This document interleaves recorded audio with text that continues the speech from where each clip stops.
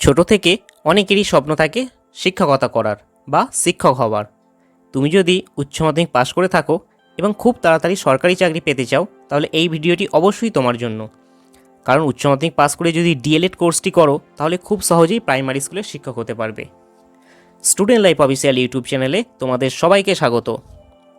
D.el.ed, যার full form হলো diploma in elementary education. D.el.ed কোর্সটি করার পর প্রাইমারি টেট পাস করলেই তুমি প্রাইমারি স্কুলের টিচার হতে পারবে। এই D.el.ed কোর্সে ভর্তি হওয়ার নোটিফিকেশান বেরিয়েছে। D.el.ed কোর্সে ভর্তি হতে উচ্চ মাধ্যমিকে কত % নাম্বার লাগবে, কবে থেকে ফর্ম ফিল আপ হবে, ভর্তি হতে অনলাইনে কিভাবে অ্যাপ্লাই করবে, ভর্তির জন্য কী কী ডকুমেন্টস লাগবে, সমস্ত তথ্য A to Z আলোচনা করব। D.el.ed এর নোটিফিকেশান দেখো, D.el.ed এর নোটিফিকেশান বেরিয়ে গেছে। এটি 2 বছরের রেগুলার কোর্স। এই কোর্সটি রেকগনাইজ বাই NCTE এবং affiliated to West Bengal board of primary education. Eligibility অর্থাৎ ভর্তির যোগ্যতা, যারা জেনারেল কাস্ট তাদের জন্য উচ্চ মাধ্যমিকে 50% নাম্বার দরকার এবং যারা SC ST OBC তাদের জন্য 45% নাম্বার দরকার। ফর্ম ফিল আপ কতদিন চলবে?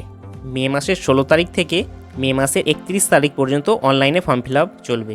তবে বেসরকারি কলেজে এর পরেও ভর্তি হওয়া যায়। কিভাবে অ্যাপ্লিকেশান করবে? wbbprimaryeducation.org ওয়েবসাইটে যাবে এবং সেখানে একটি লিঙ্ক থাকবে, online application for admission to 2-year D.el.ed course.